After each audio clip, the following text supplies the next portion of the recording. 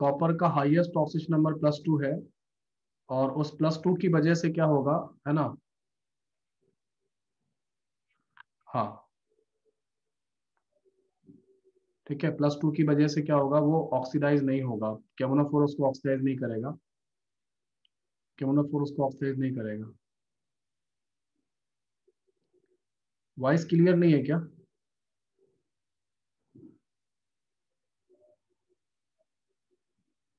Voice clear आ रहा है, बाकी कुछ लोगों को नहीं आ रहा है, वो लोग अपना वो साइन आउट करके दोबारा आ जाए, लीव करके दोबारा आ जाए तो आ जाएगा।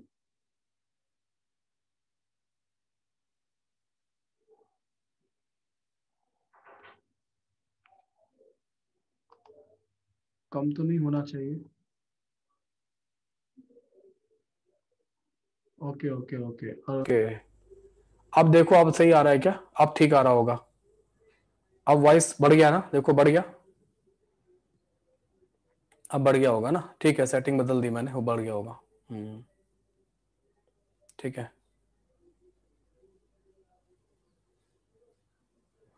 कॉपर +1 जो है ना वो एक्वस मीडियम में स्टेबल नहीं होता, डिस्प्रपोर्शनेट कर जाता है। Sumit Awasthi, copper +1 aqueous medium में स्टेबल नहीं है, वो डिस्प्रपोर्शनेट कर जाता है। कॉपर +1 स्टेबल नहीं है। ठीक है, चलो ये क्वेश्चन हो गया। नाउ हम लोग बात करते हैं मोर अबाउट इक्विवेलेंट कॉन्सेप्ट की बात कर लेते हैं। ये हेडिंग लिखो आप लोग। थोड़ा सा मुझे 10 से 20 मिनट और लगेगा इक्विवेलेंट कॉन्सेप्ट पे, और उसके बाद जो है ना मैं आपको यहाँ पे, अरे अभी तो डबल टाइट्रेशन भी पढ़ाना है यार, उफ। चलो ठीक है, देखता हूँ। ओके, नेक्स्ट हेडिंग लिखो आप लोग, और वो हेडिंग है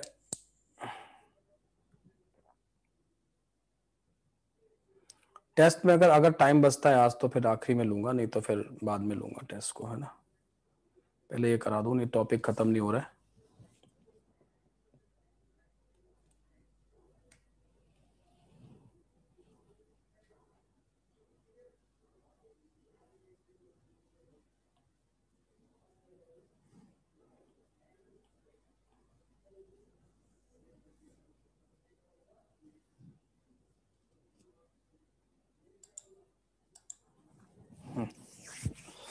नेक्स्ट हेडिंग लिखो आप लोग, और वो है मोर अबाउट इक्विवेलेंट कॉन्सेप्ट, है ना।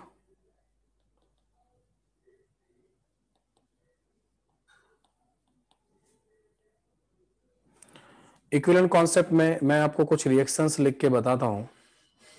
कुछ रिएक्शंस है, जैसे कि मैं एक रिएक्शन आपको देता हूँ जिसमें कि Cl2 क्या कर रहा है, 2Ki को ऑक्सीडाइज करके क्या कर रहा है, I2 + 2KCl बना रहा है।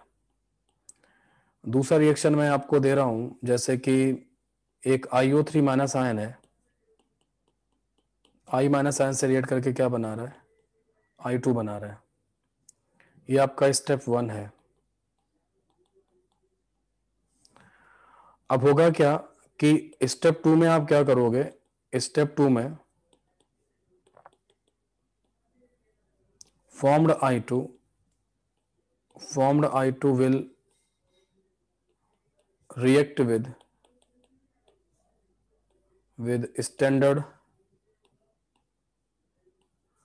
standard solution of hypo Na2S2O3, ऐसा कुछ कहा जाता है। तो I2 का रिएक्शन किससे कराओगे, I2 का रिएक्शन कराओगे 2Na2S2O3, that will give you 2NaI +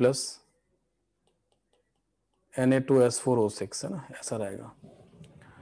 तो यहां पे बेसिकली क्या हो रहा है कि जो, अगर मैं यहां पे देखूं तो आयोडीन के जितने मोल पहली रिएक्शन में बनेंगे, पहले दो में से कोई एक कर लोगे ना, दो में से कोई भी एक, अगर हम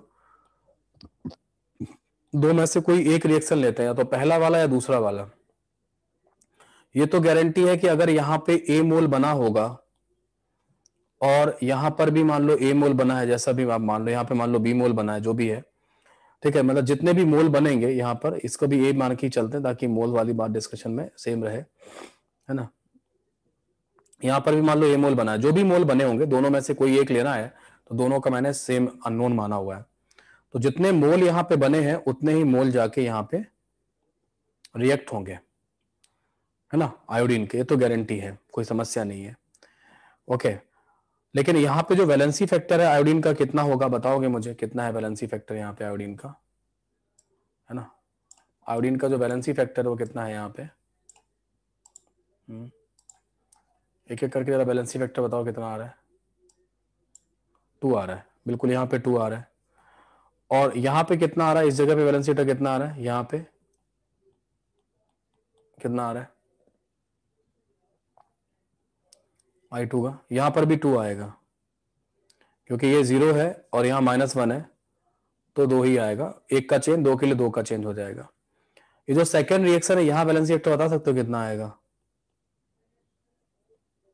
सेकेंड रिएक्शन में वैलेंसी फैक्टर कितना आएगा आयोडीन का,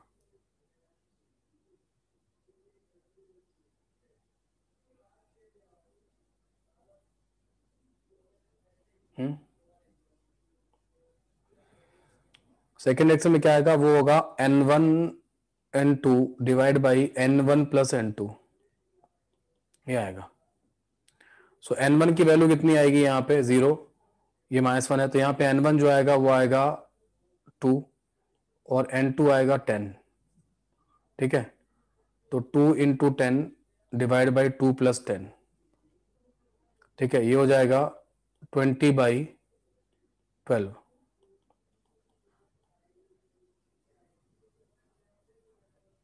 कितना आएगा 5/3, ठीक है, ये 5/3 आ जाएगा, बात समझ में आ रहा है ना। तो ये जो है ना, ये 5/3 आपका वैल्यू आएगा यहाँ पे वैलेंसी फैक्टर का, है ना, उस तरीके से। ओके, नाउ अब होगा क्या, बेसिकली यहाँ पे क्या समस्या आ रही है कि अब आप क्या कर सकते हो, बेसिकली यहाँ पर ये समझना, दोनों रिएक्शन का गेम समझना, है ना। अगर आप पहला और ये 3 रिएक्शन ले रहे हैं, ये थर्ड रिएक्शन ले रहे हैं ना, अगर कोई स्टूडेंट फर्स्ट एंड थर्ड पे काम कर रहा है, फर्स्ट एंड थर्ड के लिए काम कर रहा है, तो ये तो बात सही है कि moles of I2 in first equal to होगा moles of I2 in third, है ना, इक्वल हो जाएगा। यहां पे मिली इक्विवेलेंट या इक्विवेलेंट जो भी कहेंगे of I2 in first reaction equal to होगा मिली इक्विवेलेंट या equivalent of I2 in third reaction, ये आपस में इक्वल हो जाएगा, यहां पे होगा। लेकिन जब आप सेकेंड और थर्ड पे काम करोगे तो सेकेंड और थर्ड पे क्या होगा, तो मोल्स तो बराबर होंगे, moles of I2 in second equal to होंगे moles of I2 in third, ठीक है। उसके बाद क्या होगा, मिली इक्विवेलेंट या equivalent of I2 in second not equal to होगा मिली इक्विवेलेंट या equivalent of I2 in third, ये हो जाएगा।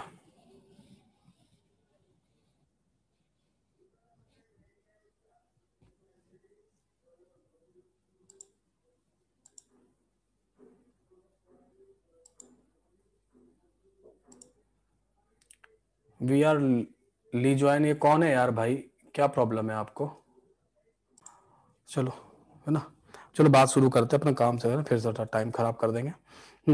तो मैं कह रहा था, मेरा ये था कि आयोडीन अपन ने 2 जगह से बना के बताई हुई है ना, आयोडीन हमने 2 जगह से बना के बताई हुई है ना, ठीक है। ये मैं आइडोमेट्रिक टाइट्रेशन नहीं पढ़ा रहा हूँ, हेडिंग कुछ और लिखा है, मोर अबाउट इक्विवेलेंट कॉन्सेप्ट। अगर मैं आइडोमेट्रिक टाइट्रेशन पढ़ा रहा होता, है ना, तो क्या होता, इस तरीके से रहेगा। चैट ऑफ ही कर देता हूं मैं ना, चलो बंद करता हूं, जो मैं पढ़ा रहा हूँ चुपचाप पढ़ो अब, है ना।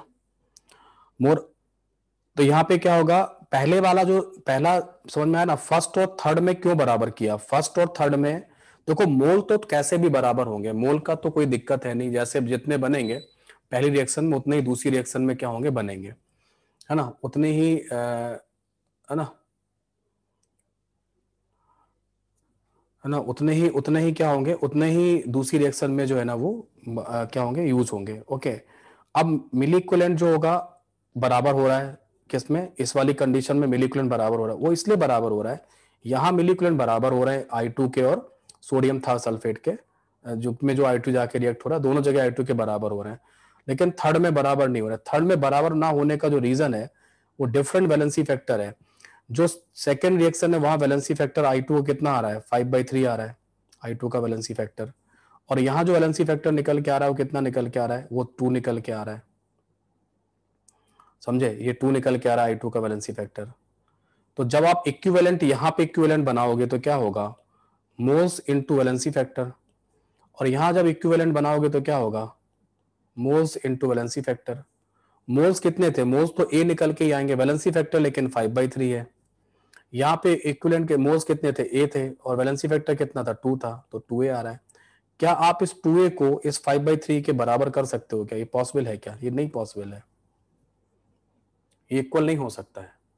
तो मेरा ये बता रहा था मैं कि कभी कभी ऐसे क्वेश्चन भी आए हैं कि हम लोग क्या करते हैं, हम लोग कहते हैं कि लगातार ऐसे क्वेश्चन सॉल्व करते रहते हैं, क्योंकि जो मिली इक्विवेलेंट पहली रिएक्शन में बना है वही जाके दूसरी रिएक्शन में सॉल्व जाके इक्वल कर देते हैं, है ना, ऐसा करेंगे, मतलब इस तरीके से। और पहले हम लोग क्या करेंगे, मिली इक्विवेलेंट जो पहले रिएक्शन में बना, मिली इक्विवेलेंट ऑफ I2 किस में, फर्स्ट रिएक्शन में, वही मिली इक्विवेलेंट I2 किस में, I2 किस में, सेकेंड रिएक्शन में, वही मिली इक्विवेलेंट ऑफ I2 किसका, सोडियम थायोसल्फेट का। ये हम लोग बराबर कर देते हैं, लेकिन ये हमेशा बराबर नहीं होता है, ये हमेशा बराबर नहीं होता है। जो सब्सटेंस पहली रिएक्शन में बन रहा है और उसके बाद जो सब्सटेंस जो है ना दूसरी रिएक्शन में बन रहा है ना, जाके यूज हो रहा है, तो वहां जा उसमें क्या होना चाहिए, उसका वैलेंसी फैक्टर सेम होना चाहिए। समझे, मतलब जैसा ये है कि जो आयोडीन जो होगा, आयोडीन यहाँ पे क्या हो रहा है, आयोडीन जो हमारा ये वाला जो आयोडीन बन रहा है, ये वाला जो आयोडीन बन रहा है, इसका वैलेंसी फैक्टर कितना है, 2 है, और यहां पर भी जो आयोडीन रिएक्ट हो रहा है उसका वैलेंसी फैक्टर कितना है, 2 है। तो यहां पर तो आप क्या कर सकते हो, इनके मिली इक्विवेलेंट क्या हो सकते हैं, मिली इक्विवेलेंट इक्वल हो सकते हैं,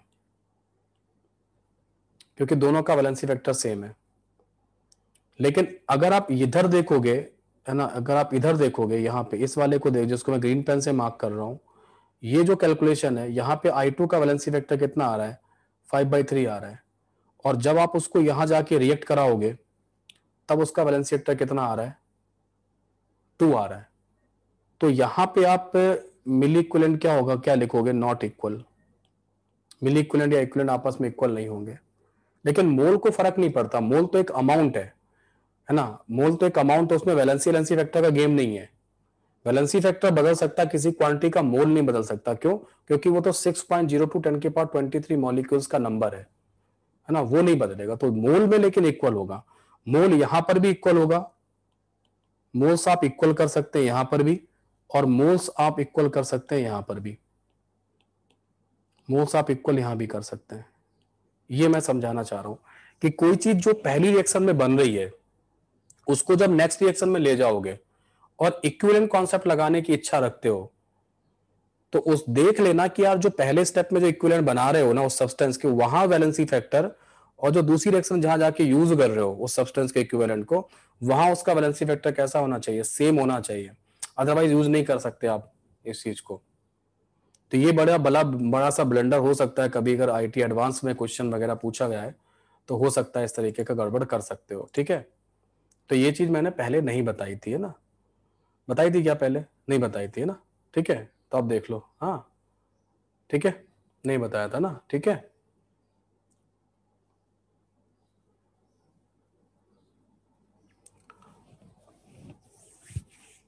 हाँ पहले सिर्फ मोल से ही बता दिया था, वही बता रहा था, तो वही मैं कह रहा था कि रुको थमो, मैं कुछ पढ़ाना चाह रहा हूँ, मुझे पढ़ाने दो, है ना, ठीक है, तो समझ में आ गया, ओके। हाँ ड्रॉबैक भी कह सकते हैं, जो भी है ड्रॉबैक है इक्विवेलेंट कॉन्सेप्ट में, कई सारे ड्रॉबैक है। हम ये कहते हैं कि किसी भी सब्सटेंस का मॉलिक्यूलर वेट कभी नहीं बदलता है, कभी नहीं बदलता है, लेकिन उसके इक्विवेलेंट वेट बदलते चले जाते हैं, है ना। N1 N2 क्या है ना, N1 N2 जो है ना वो वैलेंसी फैक्टर निकालने का तरीका है, आप मैंने बता रखा है, इक्विवेलेंट कॉन्सेप्ट में मैंने बता दिया। रिपीट में यही है कि मैं ये कह रहा हूं कि जब कभी ऐसा क्वेश्चन आ जाए, जब कभी ऐसा क्वेश्चन आए जिसमें एक सब्सटेंस जो पहली रिएक्शन में बन रहा है और उसी को आप उठा के दूसरी रिएक्शन में यूज कर रहे हैं। पहली रिएक्शन में I2 बना है ना, I2 बना के आप उस I2 को नेक्स्ट में जाके सोडियम थायोसल्फेट से रिएक्ट करा रहे हो, रिक है ना।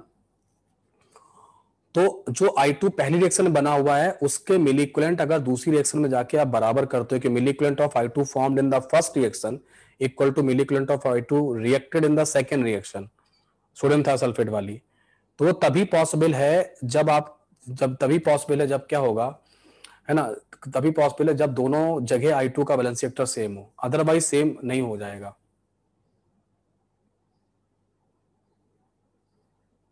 हाँ हाँ बिल्कुल, कंसेप्ट जो होगा मल्टीपल रिएक्शन में ही होगा।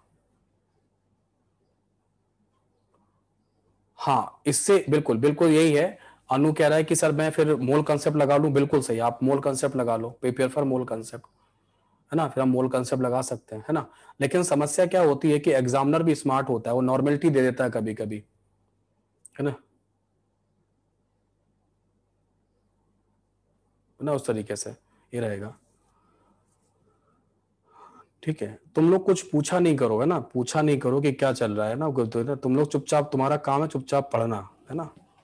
जो पढ़ा रहा है ना कि सॉरी मैं ये कर रहा था वो कर रहा था, तो वो सब मत किया करो, आप लोग चुपचाप पढ़ो, हम सब पढ़ा रहे हैं आपको है ना, हर चीज बता रहे हैं। ओके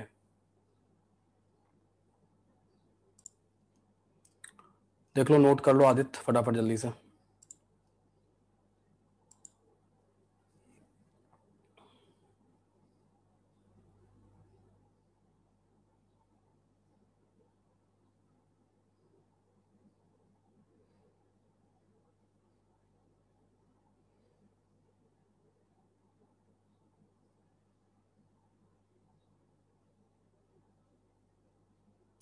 सेकेंड रिएक्शन में I2 का इक्वेशन कैसे आया?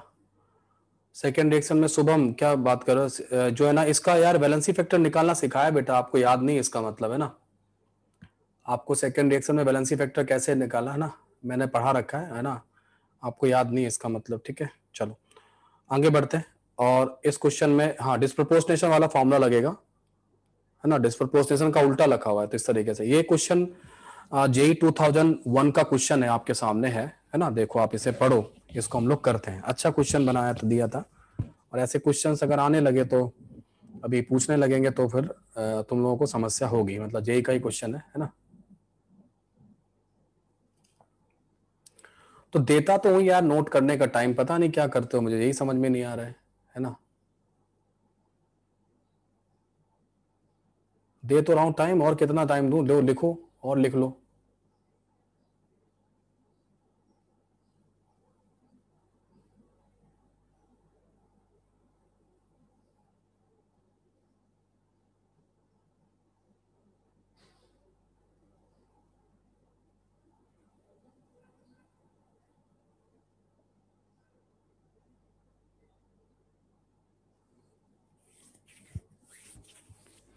हो गया?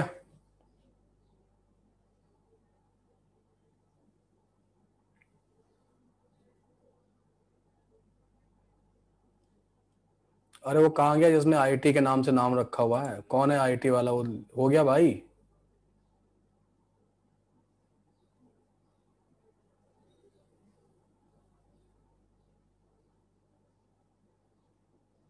चल क्वेश्चन देखो, चलो करो, ये क्वेश्चन है आपके सामने है ना।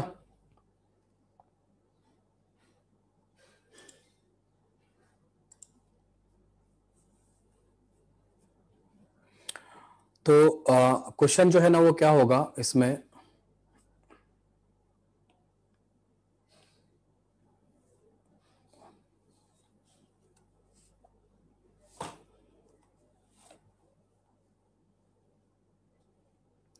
हाँ तो नेक्स्ट जो था वो जैसे इसमें लिखा है, क्या लिखा है, हाइड्रोजन परऑक्साइड सोल्यूशन कितना दे रखा है, 20 ml दे रखा है, रिएक्ट क्वालिटेटिवली है ना with a solution of केमोनोफोर 20 ml acidified with dilute H2SO4।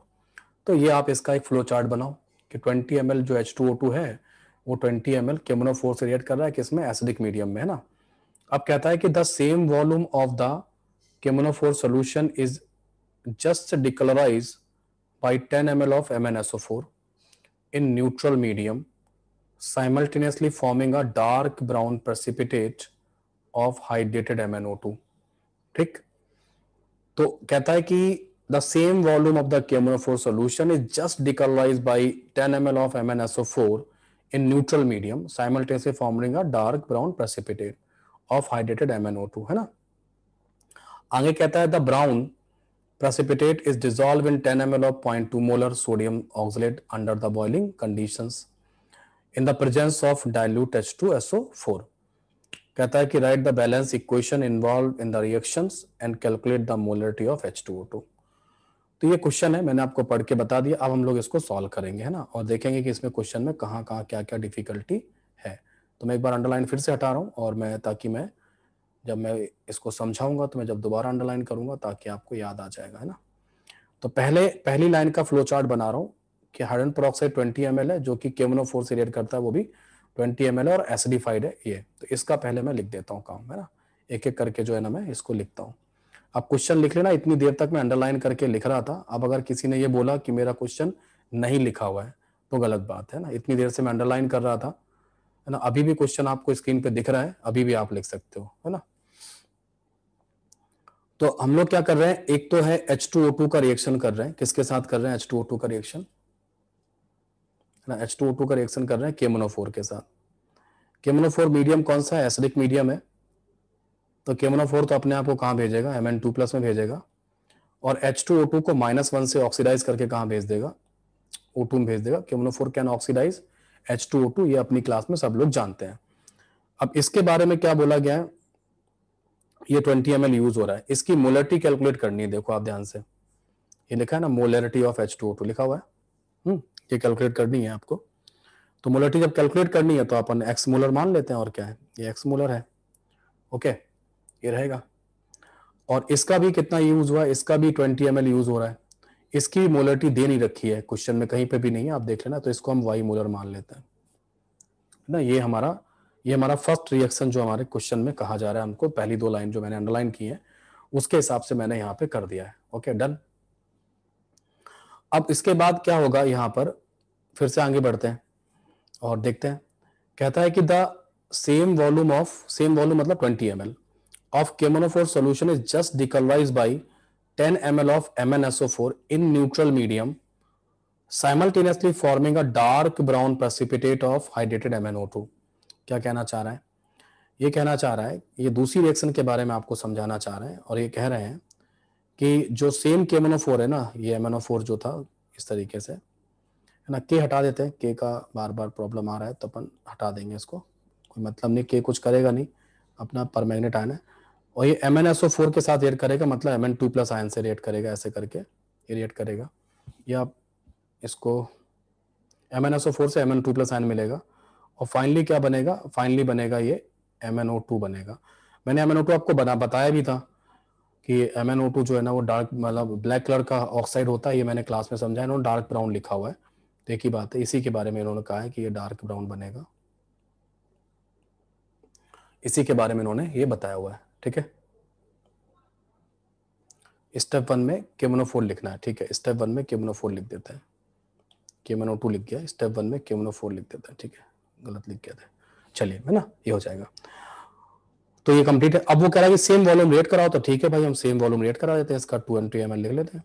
ये कहाँ से, ये MnSO4 वाला है, MnSO4 में केवल Mn2+ ही रिएक्ट करेगा, सल्फेट आयन का तो कुछ होने वाला नहीं है। इसका वॉल्यूम दिया हुआ है इन्होंने, 10 ml दिया हुआ है, इसके बारे में 10 ml इंफॉर्मेशन है, MnO2 के बारे में कोई इंफॉर्मेशन नहीं है, ठीक है। तो ये रिएक्शन होगी, जितना दिया उसके हिसाब से अपन ने, सेम वॉल्यूम बोला है तो 20 ml लिख दिए, सेम वॉल्यूम बोला है तो 20 ml लिख दिया KMnO4 के, और जो MnSO4 है उसके बारे में 10 ml बताया गया है, उसके बारे में 10 ml तो वो लिख दिया, ठीक है। अब आगे बढ़ते हैं, कहते हैं the brown precipitate dissolve in 10 ml of 0.2 molar sodium oxalate under boiling condition, ठीक है। तो boiling condition in the presence of H2SO4, तो जो ब्राउन प्रेसिपिटेट था, मतलब MnO2 जो था, है ना, थर्ड रिएक्शन में लिख रहा हूं, अब थर्ड रिएक्शन को मैं कलर चेंज कर रहा हूं, देखना, क्योंकि इंपॉर्टेंट है अपने लिए।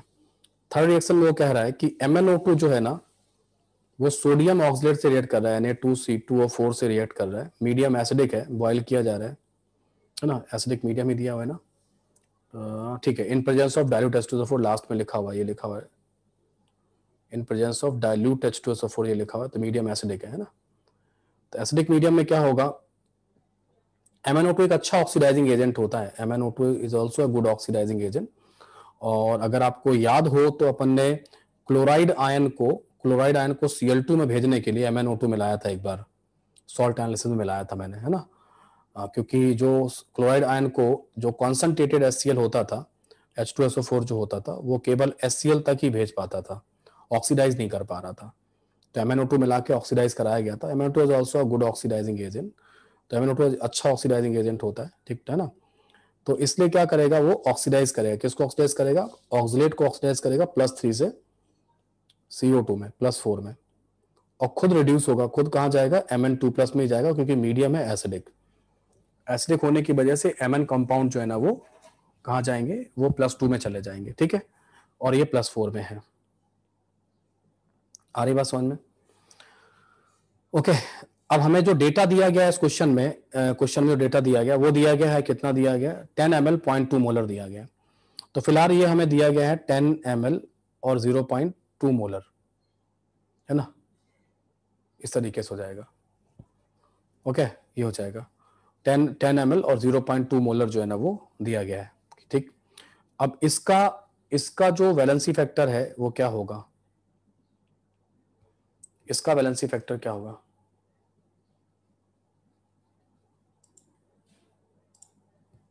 है ना।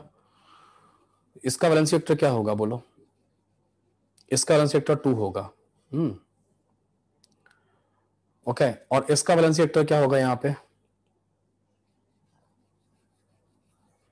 इसका भी 2 होगा, ठीक है, होगा। तो एक काम करते हैं, यहां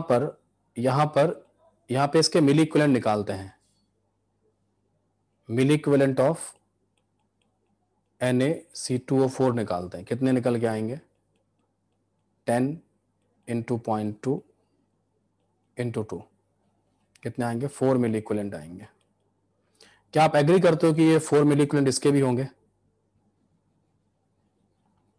या सुनो, तो ये 4 मिली इक्विवेलेंट इसके भी होंगे, ठीक, ठीक है।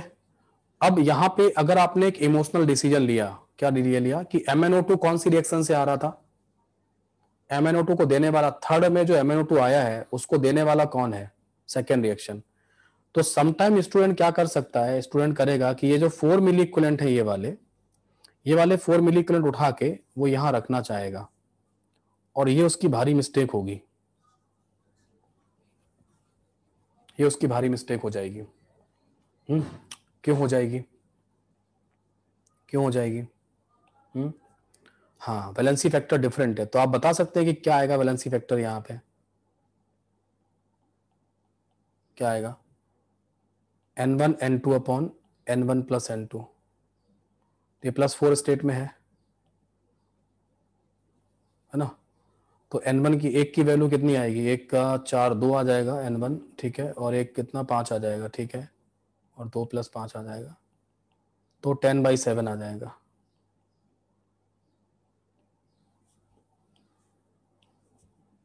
टेन बाई सेवन आ जाएगा।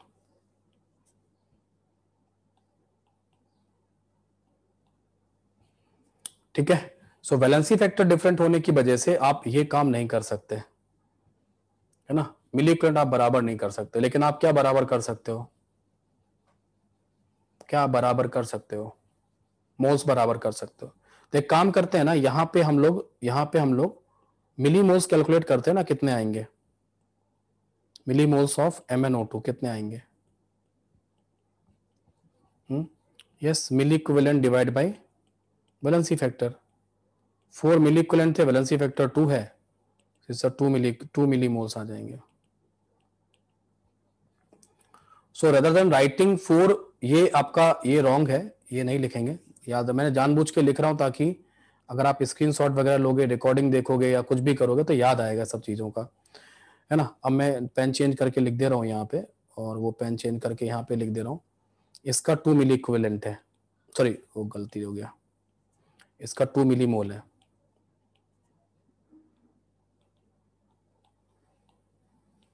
ठीक है, अब N1 N2 चेक कर लूँ एक बार, तो N1 N2 2 आएगा और 5 आएगा। अच्छा हाँ यार, N1 N2 गलत बताया किसी ने, 7 में 4, 3 माइनस होगा, हाँ ये गलत हुआ है, वैलेंसी फैक्टर गलत हुआ है। रुको रुको, वैलेंसी फैक्टर गलत हुआ है, सही नहीं बताया। N1 की वैल्यू आएगी 2 और N2 की यहाँ पे कितनी थी, ऑक्सीजन नंबर 7 थी, 7 में से 4 गया, 3 आएगा, N2 आएगा भाई 3, समझे। तो ये हो जाएगा 2 इंटू 3 डिवाइडेड बाई 2 प्लस 3, तो 6/5 आ रहा है भाई, हाँ 6/5 हो जाएगा। हाँ बता रहा हूँ, तो सबको बताऊंगा, सब चीजें बताऊंगा अभी। देखो अब हम लोग क्या करेंगे, अब हम लोग क्या, देखो क्या करना है, मैं इक्विवेलेंट कॉन्सेप्ट छोड़ नहीं रहा हूं। तो अब हम लोग करते हैं फ्रॉम इक्वेशन सेकंड से। इक्वेशन सेकंड हमारी क्या कह रही है, MnO4 माइनस आयन और Mn2 प्लस आपस में रिएक्ट करके क्या दे रहा है, MnO2 दे रहा है। इसके मिलीमोल कितने आ रहे हैं, इसके मिलीमोल आ रहे हैं 2 मिलीमोल। इसका वैलेंसी फैक्टर कितना निकल के आ रहा है, इसका वैलेंसी फैक्टर निकल के आ रहा है 6/5, और इसका वॉल्यूम कितना है 20 ml। इसकी मोलरिटी कितनी, एक्स मोलर, सेम KMnO4 बोला था। तो इसका वैलेंसी फैक्टर कितना आएगा बोलो, ये +7 में है और ये +4 में गया है, तो इसका वैलेंसी फैक्टर 3 आएगा। ठीक है, क्या इस रिएक्शन में milliequivalent of MnO4 minus ion को बराबर किया जा सकता है मिली इक्विवेलेंट ऑफ MnO2? इसमें तो कोई समस्या नहीं है ना, ये तो इसी रिएक्शन में, इसमें तो कर लो, ये तो कहीं शिफ्ट ना कर लो, उसी में कर लो, है ना। तो कैसे होगा, क्या करना चाहिए आपको, 20 into x into 3 equal to जो होगा वो क्या होगा, 2 मिलीमोल इंटू 6/5।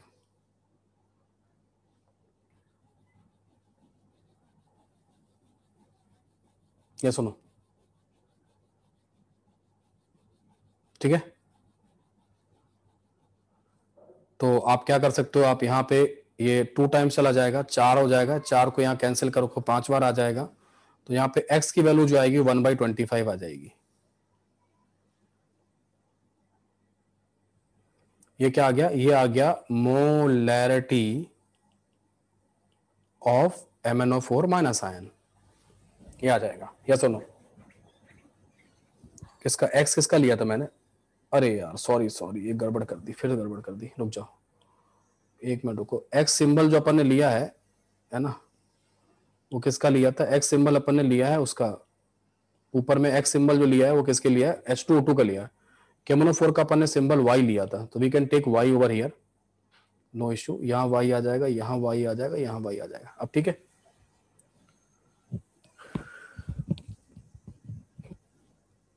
ना, ओके। नाउ अब हम लोग क्या करेंगे यहाँ पर, हाँ अब हम इक्वेशन, तो हमारा यहाँ पे y का वैल्यू आ गया ना, ये वाला वैल्यू आ चुका है इस समय, ये y का आ चुका है कितना, 1/25। अब आप क्या करो, इक्वेशन नंबर 1 में, है ना, इक्वेशन नंबर 1 में क्या करो, इक्वेशन नंबर 1 में क्या कर लो, ये इक्विवेलेंट कॉन्सेप्ट आपस में बराबर कर लो। तो इक्वेशन नंबर 1 को वापस लिख लेता हूं, वापस लिख देता हूं ताकि वहां से बार बार रेफर नहीं करना पड़ेगा। From equation number 1, equation number 1 कह रही है कि H2O2 आप किससे रिएक्ट कर रहा है, MnO4 माइनस आयन से रिएक्ट करके O2 प्लस Mn2 प्लस बना रहा है। तो यहाँ पे 20 ml है और x मोलर है, यहाँ पर भी ये 20 ml है और y मोलर है। y की वैल्यू आपको पता है 1/25 है, ये पता है। तो आपको इसका वैलेंसी फैक्टर ही पता है, कितना आएगा वैलेंसी फैक्टर, 2 आएगा।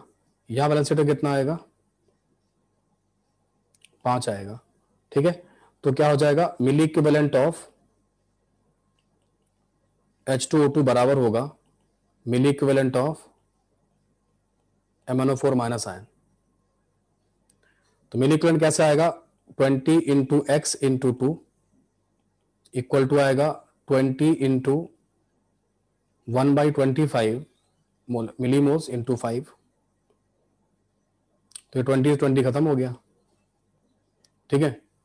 और ये 5 हो गया, ये 2 डिवाइड करना, एक्स की वैल्यू कितनी आ रही है 1/10, कितनी आ गई 0.1 मोलर।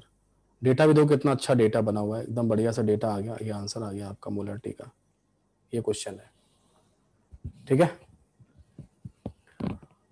अब बताओ, अब अपने डाउट जो है ना, अब अपने डाउट बता दो, किसको डाउट में प्रॉब्लम है, बोलो। जानवी क्या हुआ, बोलो। सर यहाँ जो फर्स्ट और सेकंड रिएक्शन है सर, वो दोनों एक दूसरे से रिलेटेड नहीं है, मतलब KMnO4 जो फर्स्ट मिली है और सेकंड मिली है वो अलग अलग है। हाँ वो अलग अलग, वो सेम, बस उसने क्या किया है, सेम KMnO4 है, मतलब जो कंटेनर है वो सेम है, लेकिन रिएक्शन अलग अलग कराई जा रही है, सेपरेट कराई जा रही है। तो सर जो क्वेश्चन में वर्ड लिख रखा है ना साइमल्टेनियसली, मतलब दोनों एक साथ कराया गया, ऐसा कुछ नहीं था। साइमल्टेनियसली, हाँ तो उसमें कोई दिक्कत तो नहीं, साइमल्टेनियसली फॉर्मिंग ये लिखा है ना, देखो मतलब जैसे जैसे मिलाते जाएगा ना, देखो क्या लिखा है, the same volume of the KMnO4 solution is just decolorized by 10 ml of this in neutral medium, simultaneously forming a dark brown precipitate of hydrated MnO2। कोई दिक्कत ही नहीं है ना। Okay sir. इसमें ऐसा कुछ नहीं है कि उसने ऐसा नहीं बोला है कि तुम KMnO4 उसको कर लो, साथ में करो, ऐसा कुछ भी नहीं है। वो तो कह रहा है इस रिएक्शन में जब मिलाओगे तो वो बनता जाएगा, ऐसा कुछ फील है इसका, ठीक है। थर्ड रिएक्शन का यूज कहां पर है, थर्ड रिएक्शन का कौन कह रहा है, थर्ड रिएक्शन का है ना, थर्ड रिएक्शन का क्या यूज है, थर्ड रिएक्शन का दिया हुआ उसने क्वेश्चन में, दिया हुआ है कि जो MnO2 बन रहा है वो आगे जाके इससे रिएक्ट कर रहा है, ये दिया हुआ है।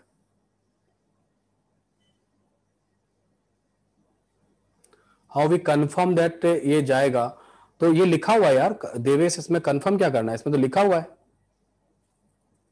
अ dark brown precipitate of hydrated MnO2, ये लिखा हुआ है इसमें, है ना, या ये लिखा हुआ है, इस तरीके से रहेगा, ठीक है। रिएक्शन 2 समझा दो, रिएक्शन टू में लिखा हुआ है यार, the same volume of KMnO4 is just decolourise by this much, है ना, ठीक है। तो वही KMnO4 का जो वॉल्यूम है, मतलब 20 ml जो है ना, वो MnO से रिएक्ट करता है और क्या कर देता है, वो उसको डिकलराइज करके वो इसके पिंक कलर को खत्म करता जाता है। अच्छा ये लिखा होगा, मैं समझ गया, उसने ये लिखा हुआ है कि जब आप MnO4 के सोल्यूशन में क्या मिलाते हो, Mn2+ आयन मिलाते हो, ये MnSO4 मिलाते हो, तो वो पिंक कलर को क्या करता है, डिसअपियर करता है, डिकलराइज करता है, और साइमल्टेनियसली क्या करने लगता है, डार्क ब्राउन प्रेसिपिटेट बनाता है। ये होगा जानवी, ये मतलब होगा इसका, है ना, ये होगा, ओके डन, ठीक है। चलो ये कंप्लीट हो गया, सब लोगों का हो गया, किसी को अभी इसको लिखना है कुछ, जो बता दो, बाद में नहीं करूंगा ना, हो गया, ओके डन। तो ये है, मतलब अब वो स्टेज आ चुकी है जहां पे आपको मतलब कोई दिक्कत नहीं आएगा, मतलब कैसे भी करके आपको, कैसे भी किसी भी तरीके से जो है ना आपको करवा दिया जाए आपको क्वेश्चन जो है ना, अब आप कर ले जाओगे, अब आप सरवाइव करोगे किसी भी लेवल पे इक्विवेलेंट कॉन्सेप्ट में, है ना। कैसा भी क्वेश्चन कोई पूछे आपसे, आप गलत नहीं करोगे, और बाकी फिर आप अगर आप सब भूल जाते हो, सब करते हो, तो फिर मैं क्या कर सकता हूँ, मैंने तो अपना सारा कुछ बताया है। और मैंने आपको जेई का ही क्वेश्चन कराया, मैंने कोई बाहर से क्वेश्चन नहीं कराया, आईआईटी में के पूछे हुए क्वेश्चंस हैं, मैं वही करा रहा हूँ, और आपको नया कुछ नहीं करा रहा हूँ, है ना, ठीक है। ओके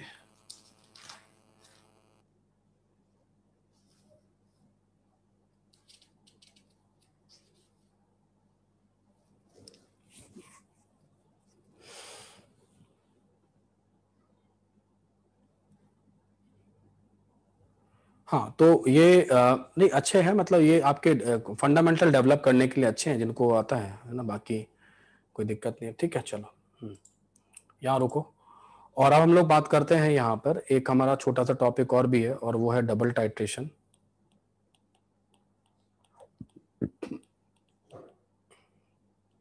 ये भी एक ऐसा टॉपिक है जो कि अनटच्ड रहता है ना, जहाँ पे लोग मतलब कम काम हुआ है लोगों ने, और वहाँ पे हमें जो है ना, मतलब ये हो सकता है कभी आ जाए, मतलब अभी बहुत समय से कभी पूछा नहीं गया है, कभी पूछ सकते हैं, डबल टाइट्रेशन क्वेश्चन वगैरह भी आ सकता है, तो देख लो।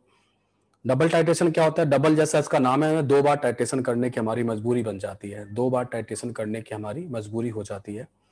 और हम लोग उसमें कोशिश यही करते हैं कि हमें एक मिक्सचर दिया जाता है लैब के अंदर, जैसे मान लो NaOH का हो गया, NaOH है, और NaHCO3 है, और Na2CO3 है, कोई 2 भी दे सकते हैं इनमें से, है ना, तीनों भी दे सकते हैं, कोई 2 भी दिया जा सकता है, NaOH दे सकता है और NaHCO3 दे सकता है, या फिर आपको NaOH और Na2CO3 का मिक्सचर दे सकते हैं, 2 भी दे सकते हैं और तीनों भी दे सकते हैं।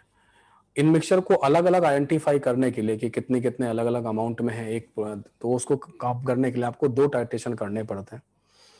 एक बार आपको जो फर्स्ट टाइट्रेशन करना होता है, फर्स्ट टाइट्रेशन जो करेंगे, डबल का मतलब 2 है, तो फर्स्ट टाइट्रेशन जो आप करते हैं वो in presence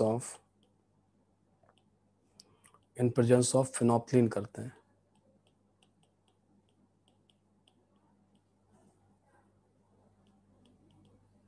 in presence of phenolphthalein करेंगे। फिनोप्थलीन के प्रेजेंस में क्या होता है? फिनोप्थलीन के प्रेजेंस में 2 सिचुएशन आती हैं। एक तो NaOH ऑब्लिक QH या QH दिया जाएगा,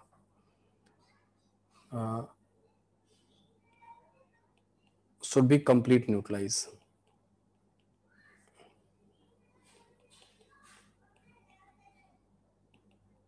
ये कंप्लीट न्यूट्रलाइज होगा, मतलब ये रिएक्शन कंप्लीट होगी। NaOH और न्यूट्रलाइज किससे कराएंगे? HCl वगैरह से कराएंगे, H2SO4 से कराएंगे, तो ये रिएक्शन जो भी कंप्लीट हो जाएगी। ठीक है, इसको ध्यान से सुनते रहना ये, क्योंकि जो है ना बाद में लास्ट में ही क्लियर होगा, अभी जस्ट आपको सुनते जाना है हर सारी चीजें। अगर आप ध्यान से नहीं सुनोगे तो आखिरी में भी समझ में नहीं आएगा, अभी नहीं आएगा। अभी जो मैं लिख रहा हूँ उसका कोई कनेक्शन आपके माइंड में नहीं बैठ रहा होगा, लेकिन लास्ट में बैठ जाएगा।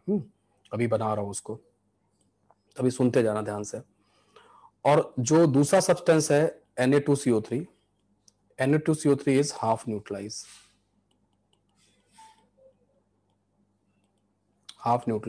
in presence of HPH। Phenolphthalein के प्रेजेंस में आधा न्यूट्रलाइज होता है। आधा न्यूट्रलाइज का मतलब होता है कि Na2CO3 जो है ना वो HCl से रिएक्ट करके क्या बनाएगा? NaHCO3 बनाएगा और HCl बनाएगा, ऐसे करके होगा।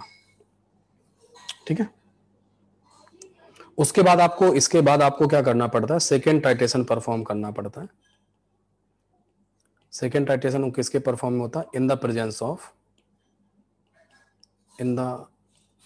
Of methyl orange. जब आपका ये पहला स्टेप कंप्लीट हो जाता है तो फिर आप दोबारा मिथाइल ऑरेंज मिलाते हो बीकर में। पहले तो आप फिनोप्थलीन की प्रेजेंस में टाइट्रेशन करोगे, फिर वो पिंक से कलरलेस हो जाएगा। जब कलरलेस हो जाए तो आप मिथाइल ऑरेंज मिलाओगे, और मिथाइल ऑरेंज मिलाने के बाद जो होगा वो क्या होगा? उसके बाद फिर से आप HCl मिलाना स्टार्ट करोगे। तो in presence of methyl orange, है ना, परफॉर्म होगा, है ना। तो यहाँ पे 3 काम होने वाले हैं, मतलब यहाँ पे तीनों, मतलब जो है ना, ये जो NaOH होगा, NaOH कंप्लीट न्यूट्रलाइज होगा,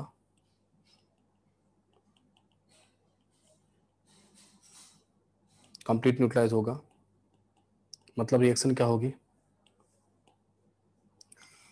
NaOH कंप्लीट न्यूट्रलाइज होगा, मतलब रिएक्शन क्या होगी? रिएक्शन ये होगी कि NaOH और HCl आपस में रिएक्ट करेंगे और क्या बना देंगे? NaCl plus H2O। और दूसरा क्या होगा? जो Na2CO3 होगा, ये भी कंप्लीट न्यूट्रलाइज होगा,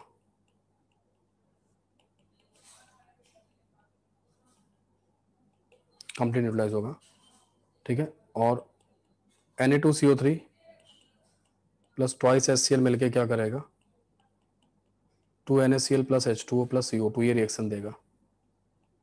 ध्यान देना, यहाँ पे Na2CO3 से 1 मोल रिएक्ट करा है, यहाँ पे देखो ये 1 मोल रिएक्ट करा है, और यहाँ पे Na2CO3 से 2 मोल रिएक्ट किया है।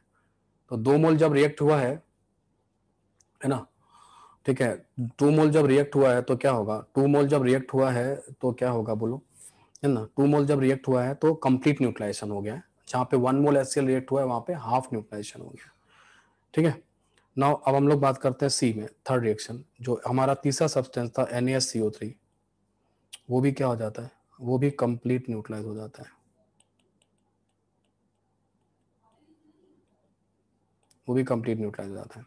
मतलब जो NaHCO3 होता है वो HCl से रिएक्ट करेगा और क्या बनाएगा, NaCl बनाएगा, H2 बनाएगा और CO2 बनाएगा। इस तरीके से NaSCO3 भी कंप्लीट न्यूट्रलाइज होगा। कुल मिला के ये है कि मतलब ये है, नेट में अगर हम बात करें, यहाँ पे स्टार मार्क करके लिखें, तो हमें क्या करेंगे कि methyl orange indicator, methyl orange indicator changes its color when mixture is completely neutralized। Mixture जो होगा वो क्या होगा, कंप्लीटली न्यूट्रलाइज हो जाएगा, तभी होगा, है ना, तभी ये चेंज करता है ना, तभी ये कलर चेंज करता है। ठीक है, चलो अब हम लोग जो है ना आपके क्वेश्चंस लेते हैं, और पहले तो मैं आपको फिनोप्थलीन के बारे में बताता हूँ, HPH के बारे में भी लिख देता हूँ। HPH जो होता है वो H+ आयन और PH- आयन का कलर ये होता है। इसका जो कलर होता है वो पिंक होता है। इस सब्सटेंस का कलर जो होता है वो कलरलेस होता है, कलर होता ही नहीं है। ये वाला जो मीडियम होता है इधर वाला जब दिखाई देता है, ये एसिडिक मीडियम में दिखाई देता है। तो एसिडिक मीडियम में जो ये है फिनोप्थलीन वो कलरलेस होता है, और बेसिक मीडियम में फिनोप्थलीन कैसा होता है, पिंक होता है। और इसकी जो वर्किंग रेंज होती है पीएच की वो 8 से 10 के बीच में होती है। बेसिक रीजन में ही ये अच्छा काम करता है। बात करते हैं methyl orange. Methyl orange basic indicator, MUH methyl alcohol मत पढ़िएगा, इट्स अ मिथाइल ऑरेंज का सिंबल है।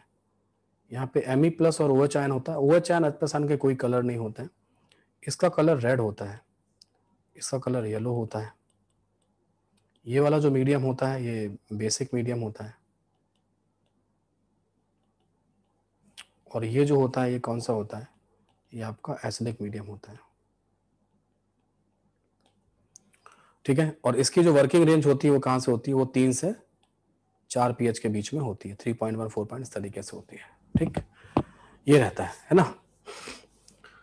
तो ये कंप्लीट हुआ। आप पहले तो इसको नोट करने की बात कर लेते हैं। पहले तो आप नोट करो, जो कोई रह गया हो ऐसा क्लास में जिसने नोट ना किया, I don't want any doubt, है ना। जस्ट आप मुझे ये बताएंगे कि आप नोट किया है कि नहीं किया आपने, है ना। नोट हो गया, कोई रह गया हो तो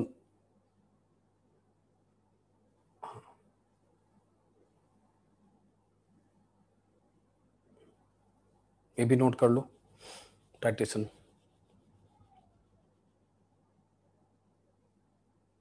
ये भी नोट कर लो, ये भी नोट कर लो।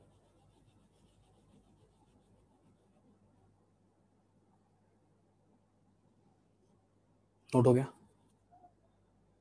हाँ, मैं टाइम दे रहा हूँ, आप नोट कर लो।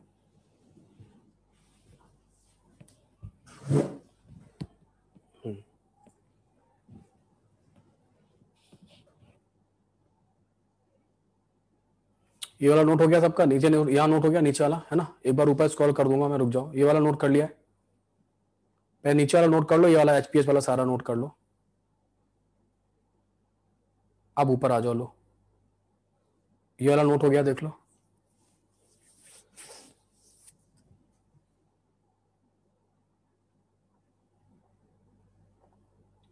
नोट करो।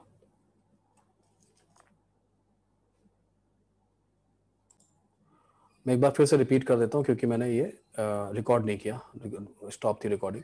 तो मैं ये बता रहा था कि हमारे को एग्जामिनर NaOH, Na2CO3 और NaSCO3 को ही देगा, इन्हीं में से देगा। और ये सारे बेसिक होते हैं। NaOH तो बेस होता है, मालूम है। और ये सॉल्ट है, ये सॉल्ट में एनायनिक हाइड्रोलिसिस की वजह से बेसिक है। ठीक है, इनको सोल्यूशन बनाकर जब आप उसमें फिनोप्थलीन की 2-4 ड्रॉप वगैरह मिलाओगे फिनोप्थलीन का, तो पिंक कलर दे देगा। ये सोल्यूशन जो तुमको दिखाई देगा बीकर के अंदर, ये सोल्यूशन जो दिखाई देगा वो पिंक हो जाएगा, सोल्यूशन जो है ना ये पिंक कलर का हो जाएगा, ठीक है, इस तरीके से। ये पिंक हो गया। अब ऊपर से ब्यूरेट में HCl भर के, HCl की मोलरिटी आपको पता होगी, है ना, HCl वगैरह की molarity, let's say they have given you 0.1 molar solution, तो आपको मालूम होगा। फिर आप वॉल्यूम धीमे धीमे मिलाना चालू करोगे, तो जो क्योंकि सॉल्यूशन बेसिक है, तो बेसिक होगा तो वो हायर साइड में बेसिक होगा, पीएच ज्यादा होगा। लेकिन जैसे जैसे आप HCl मिलाओगे वैसे वैसे क्या होगा, पीएच ड्रॉप होना चालू होगा। और पीएच जब ड्रॉप होगा, है ना, जो पीएच जब ड्रॉप होना स्टार्ट होता है, तो पीएच जैसे ही कहाँ पहुंचेगा, पीएच जैसे ही इस रेंज में पहुंचेगा, 8 से 10 की रेंज में पहुंचेगा, है ना, इस तरीके से, इट्स वेरी क्लोज टू 7, मतलब 8 तक के आसपास कहीं जाएगा, तो अपना क्या कर लेगा, कलर चेंज कर लेगा। एसिडिक मीडियम जब में जाएगा, एसिडिक मीडियम के क्लोज आ जाएगा, दिख रहा है ना आपको, ये दिख रहा है एसिडिक मीडियम दिख रहा है। तो एसिडिक मीडियम में क्या होगा, कैसा दिखाई देगा, कलरलेस हो जाएगा। It's very close to acidic medium, है ना। तो जब पहुंचेगा 7 के आसपास कहीं पहुंच रहा है, 7 से 8 के आसपास कहीं पहुंच रहा है, तो ये अपना क्या कर लेगा, कलरलेस, कलर चेंज कर लेगा। तो ये सोल्यूशन आपको ट्रांसपेरेंट नजर आएगा। उस समय आपके बीकर में 2 रिएक्शन परफॉर्म हुई होंगी, उस समय आपके बीकर में 2 रिएक्शन परफॉर्म हुई होंगी। कौन कौन सी 2 रिएक्शन परफॉर्म हुई होंगी, ये वाली जो फर्स्ट टाइट्रेशन आपने किया है, 2 रिएक्शन परफॉर्म हुई होंगी। एक तो अगर NaOH आपको एग्जामिनर ने दिया है तो वो 100% कंप्लीट न्यूट्रलाइज, 100% खत्म हो गया होगा। जब तक NaOH पूरा खत्म नहीं होगा तब तक वो कलर चेंज कर ही नहीं सकता, गारंटी है। तो NaOH को तो 100% खत्म होना ही पड़ेगा फिनोप्थिन की प्रेजेंस में। और अगर Na2CO3 एग्जामिनर ने दिया है तुमको, तो Na2CO3 का आधा न्यूट्रलाइजेशन होगा। Na2CO3 अपने आप को NaSCO3 में कन्वर्ट कर लेगा। और अगर एग्जामिनर ने आपको NaHCO3 दिया है तो वो फिनोप्थिन की प्रेजेंस में न्यूट्रलाइज नहीं होगा, दिखेगा नहीं, तुमको नहीं आएगा समझ में क्या चल रहा है उसका। तो फिनोप्थिन की प्रेजेंस में फिनोप्थिन का इंडिकेटर अपना कलर कब चेंज करेगा, या तो NaOH कंप्लीट न्यूट्रलाइज हो जाए, केवल अगर NaOH है तो कलर चेंज कर देगा। अगर Na2CO3 है तो जब वो आधा न्यूट्रलाइज होगा तो कलर चेंज कर देगा। और NaSCO3 है तो आपको ऑब्जर्वेशन नहीं मिलेगा। ये वाली बात मैंने सॉल्ट एनालिसिस में भी पढ़ाई है, कार्बोनेट और बाइकार्बोनेट के डिफरेंस में भी मैंने आपको बताया था, वहां पर भी मैंने आपको पढ़ाया हुआ है। वहां पर भी मैंने आपसे कहा था कि अगर आप Na2CO3 का कार्बोनेट सॉल्ट आपको दिया गया और उसको आपने फिनोप्थिन इंडिकेटर की प्रेजेंस में HCl से अगर आपने फिनोप्थिन मिलाया तो आप पहले पिंक सोल्यूशन मिलेगा, फिर पिंक सोल्यूशन के बाद जब आप इसमें HCl मिलाओगे तो फाइनली आपको क्या मिल जाएगा, कलरलेस हो जाएगा, है ना। कलरलेस जब बनेगा, कब बनेगा, जब यहाँ पे NaSCO3 आ जाएगा, ठीक है। लेकिन अगर आपको किसी एग्जामिनर ने बाइकार्बोनेट दिया, NaSCO3 दिया है ना, तो उसमें अगर आप फिनोप्थिन इंडिकेटर मिलाओगे तो यहाँ पे मैंने लिखा है नो ऑब्जर्वेशन। आप चाहो तो अपनी कॉपी देख लो सॉल्ट एनालिसिस की, जब मैंने कार्बोनेट आयन आपको पढ़ाया है, ठीक है।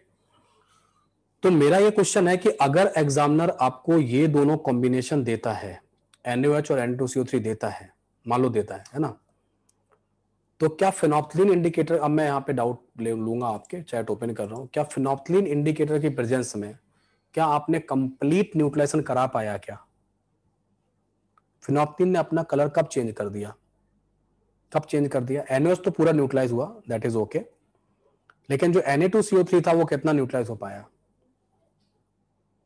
वो आधा न्यूट्रलाइज हो पाया, और उसने कलर चेंज कर दिया। कलर चेंज का इंडिकेशन क्या है, कलर चेंज का इंडिकेशन क्या है, कि आपको टाइट्रेशन रोकना पड़ेगा। कलर चेंज मतलब कलरलेस हुआ, कलर चेंज हुआ, तो आप पिंक से कलरलेस हुआ तो आपको टाइट्रेशन रोकना पड़ेगा, है ना। तो आपको टाइट्रेशन रोकना पड़ेगा, है ना। तो टाइट्रेशन जब आपको रोकना पड़ेगा तो यहाँ पे क्या होगा, जो है ना, आपको रुक जाना, लेकिन आपका टाइट्रेशन कंप्लीट नहीं हुआ है, समझे। तो जब टाइट्रेशन कंप्लीट नहीं हुआ है ना, तो टाइट्रेशन जब आप कंप्लीट नहीं हुआ है तो आपको कंप्लीट करना पड़ेगा। तो आप क्या करोगे, आप स्टेप 2 पे जाओगे, दूसरा टाइट्रेशन करोगे। अब आपके वीकर में क्या बचा हुआ है, बोलो, यहां वीकर में क्या बचा हुआ है, क्या बचा हुआ है, यस, यहां पे आप केवल NaHCO3 बचा हुआ है,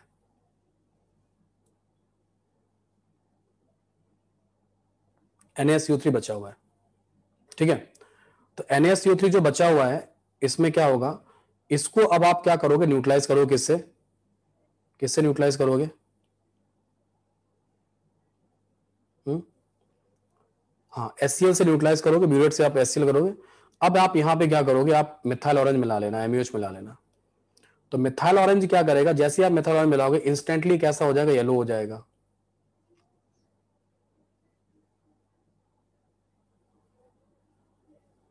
हो जाएगा येलो।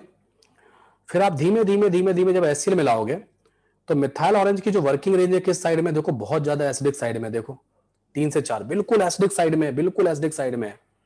अच्छा खासा एसिड जब मिलाओगे ना, बिल्कुल HCl मिलाते मिलाते पहले स्ट्रांगली बेस, फिर न्यूट्रल, न्यूट्रल के बाद मोर एसिडिक, बिल्कुल एसिडिक साइड में। जब बिल्कुल एसिडिक साइड में पहुंच जाओगे, सब कुछ न्यूट्रलाइज हो चुका होगा, तो ये कलर कैसा कर देगा, ये रेड कर देगा। और जैसे ही कलर रेड होगा, आपको यहां पे रीडिंग नोट करनी है HCl की, कितना यूज हुआ। ठीक है, समझ में आ गया। तो अब आपको, अगर आपसे मैं पूछूं कि मेरा टोटल HCl कितना यूज हुआ है, तो क्या करोगे, टोटल HCl यूज कितना करोगे, दोनों टाइटेशन को उठा के जोड़ लेना। पहले में कितना, हाँ बस टोटल कैसा आएगा, V1 + V2 आ जाएगा। या सुनो, या सुनो, आ जाएगा। तो कितने इक्वेशन बनेंगे आपके, कितने इक्वेशन बना लोगे, यहां से 2 इक्वेशन बना लोगे। एक पहले टाइटेशन की, हाँ पहले टाइटेशन में क्या बनेगा, ये इसके दोनों के मोल आपस में HCl के मोल के बराबर हो जाएंगे। एक इक्वेशन बनेगी पहले टाइटेशन से, एक इक्वेशन बनेगी दूसरे टाइटेशन से। 2 इक्वेशन 2 अननोन सॉल्व हो जाएंगे, 2 इक्वेशन 2 अननोन क्या हो जाएंगे, सॉल्व हो जाएंगे। हाँ, Na2CO3 का हाफ न्यूट्रलाइजेशन हुआ था, तो ऐसे लिखना, ऐसे लिखना, जैसे ये A मोल है, ये हाफ न्यूट्रलाइजेशन की रिएक्शन लिखी ना आपने, तो आपका ये ऐसा नहीं कि A/2 बच जाएगा, ये नहीं हो रहा है जैमुअल, है ना, A/2 बच नहीं जाएगा, ये A मोल से A मोल बन जाएगा। ये हाफ रिएक्शन ऐसे है, ऐसे हो जाएगा, समझे। इसलिए Na2CO3 नहीं दिख रहा है तुमको पिक्चर में, इसलिए कुछ लोगों को लग रहा है कि आधा न्यूट्रलाइजेशन का मतलब ये होगा कि Na2CO3 आधा बच जाएगा। नहीं नहीं, आधा बचेगा नहीं, है ना। वो क्या रहा, 1 मोल HCl रिएक्ट करके पूरा कहां पहुंच चुका होगा, NaCO3 में पहुंच चुका होगा, इसलिए Na2CO3 आपके पिक्चर में नहीं आया, है ना। ठीक है, चलो ओके, समझ में आ गया सबको। हाँ भाई, मैं ये कह रहा था कि जब आपका यहाँ पे फिनोल्फिन इंडिकेटर की प्रेजेंस में NaOH पूरा खत्म हो चुका होगा, ये पूरा खत्म हो चुका होगा, और Na2CO3 की प्रेजेंस में, Na2CO3 की प्रेजेंस में क्या होगा, Na2CO3 की प्रेजेंस में ये क्या होगा, ये A मोल होगा। ओके,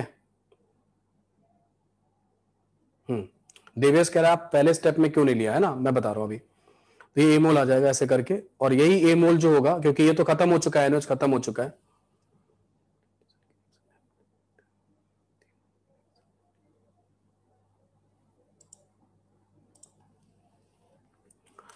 अरे थमो तो, मुझे बोलने तो देते नहीं, लिखते ही रहते हो, है ना।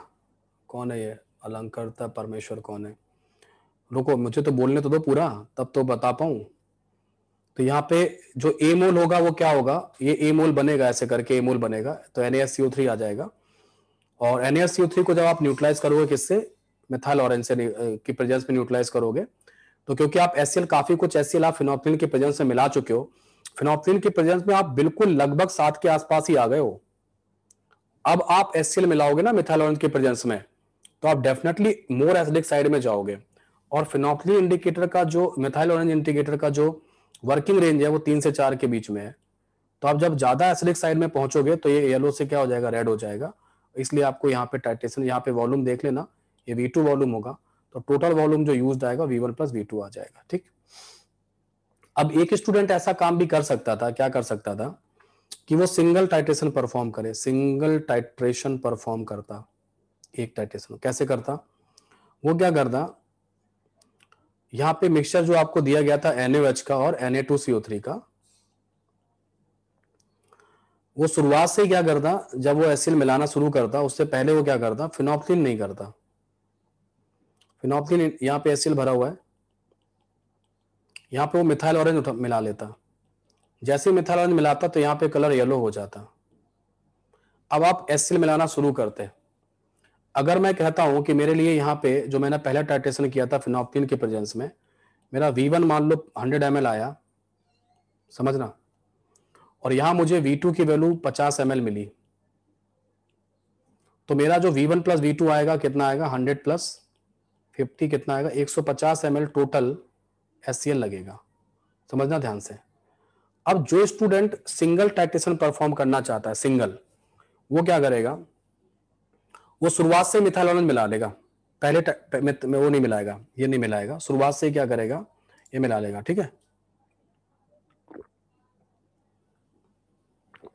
शुरुआत से ही क्या करेगा, मिथाइल ऑरेंज को मिला लेगा और सोल्यूशन हो जाएगा येलो। अब वो क्या करेगा, वो लगातार क्या मिलाता रहेगा, मैं चैट ओपन कर रहा हूं, आप लोग आंसर करोगे फटाफट, है ना। वो क्या करेगा, अब वो लगातार HCl मिलाता रहेगा। आपको लगता है कि ये येलो से रेड कब होगा, जाके मालूम है कितने ml पे होगा,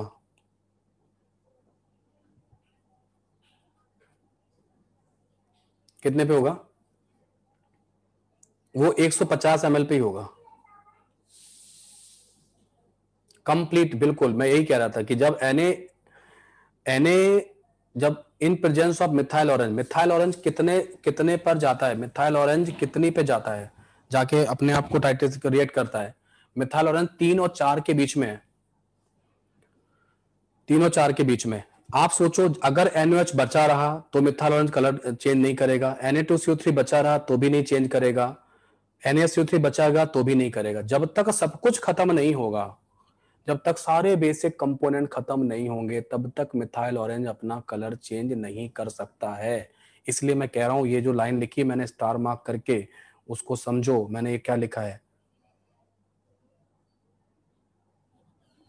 कि methyl orange indicator change its colour when mixture is completely neutralise. क्योंकि अगर उसका जरा सा भी बेसिक कंपोनेंट प्रेजेंट है तो 3 से 4 के बीच में पीएच नहीं लाने देगा यार, है ना, जब तक वो पूरा खत्म नहीं कर देगा। इसलिए मैंने यहाँ पे जो कुछ लोग कह रहे थे कि सर आपने तीनों को क्यों न्यूट्रलाइज करवाया, तीनों को इसलिए न्यूट्रलाइज करवाया, ठीक है, तीनों को इसलिए न्यूट्रलाइज करवाया मैंने, बात समझ में आ रही है ना, इसलिए लिखा है यहाँ पे, आ गया समझ में, है ना, ठीक है, क्लियर हुआ ये बात। लेकिन यहाँ पे एक समस्या है, यहाँ पे एक समस्या क्या है, यहाँ पे समस्या ये है कि जो स्टूडेंट पहले स्टेप से ही सिंगल टाइट्रेशन कराएगा वो कितनी इक्वेशन बना पाएगा, एक ही बना पाएगा। अननोन कितने हैं, अननोन कितने हैं, कम से कम 2 हैं, तो सॉल्व नहीं कर पाएगा। NaOH और Na2CO3 के कंप्लीट मोल तो बता सकता है, क्या बोलेगा, milliequivalent of mixture equal to milliequivalent of HCl। तो मिली इक्विवेलेंट ऑफ मिक्सचर के तो पता चलेंगे, अलग अलग पता नहीं चलेंगे कि NaOH कितना है, Na2CO3 कितना है। इसलिए आपको डबल टाइट्रेशन करना पड़ता है, 2 तो करने ही पड़ेंगे, डबल टाइट्रेशन करना ही पड़ता है, तभी जाके होगा।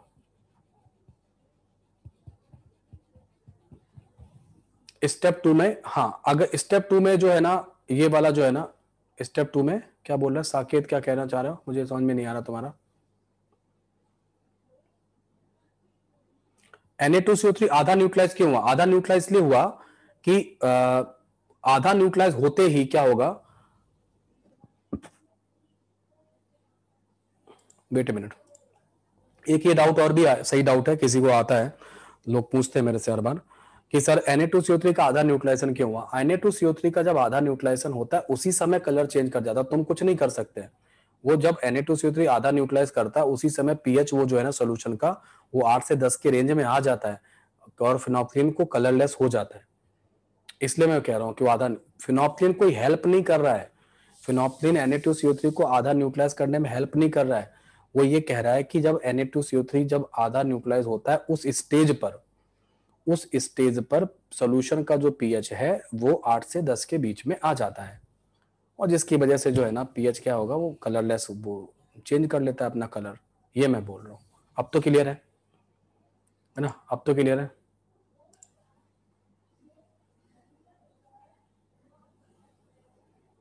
ठीक है, अब क्लियर है, ओके। नहीं, क्रॉस चेक करने की जरूरत नहीं है, क्रॉस चेक करने की जरूरत नहीं है। मैं जो है ना मैंने बोला है वो सिंगल से भी नहीं होगा, है ना, सिंगल से नहीं होगा इस तरीके से।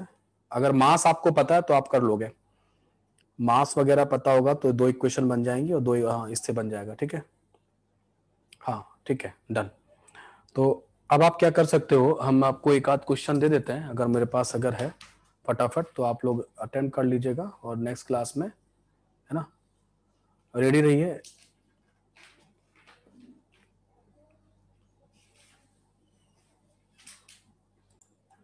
ये क्वेश्चन इस समय जो दिख रहा है आपको स्क्रीन पे, सैंपल इज कंटेनिंग NaCO3, सब जो लिखा हुआ है, तो इसको कर लो, इसको नोट कर लो, और इसको नोट करने के बाद इसको अटेम्प्ट कीजिएगा। अगली क्लास में करा देंगे, आपका नेक्स्ट क्लास स्टार्ट होने वाला है, मुझे पता है।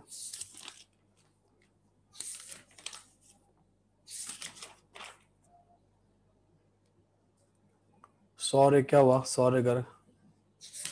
सर जो डबल टाइट्रेशन में, जो फर्स्ट टाइट्रेशन में Na2CO3 था, हाँ वो कंप्लीटली NaHCO3 में कन्वर्ट हो गया था। हाँ बिल्कुल। तो सर वो सेकंड टाइट्रेशन में Na2CO3 क्यों आया? अगर आप शुरुआत से लेके चलोगे तो, अदरवाइज नहीं आएगा। अगर आप पहले स्टेप से लेके चलोगे ना मिथाइल ऑरेंज को, तो आएगा, अदरवाइज नहीं आएगा। पहले अगर आपने मिथाइल ऑरेंज, पहले अगर आपने फिनोक्सिन यूज कर लिया है तो फिर नहीं आएगा। ओके सर, तब नहीं आता है ना, ठीक है। Thank you sir. हाँ हाँ, टाइम हो गया, बिल्कुल हो गया टाइम, तो आप लोग जिनका टाइम हो गया निकल जाए, है ना। सुनील बोलो क्या हुआ?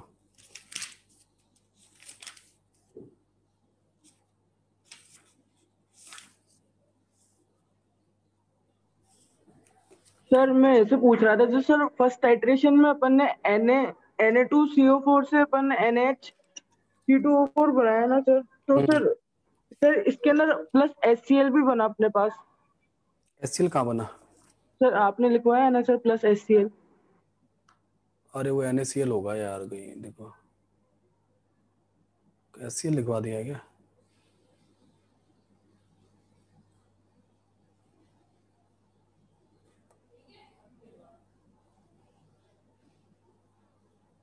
वो क्या लिखा, क्या लिखवा दिया था, क्या लिखा है?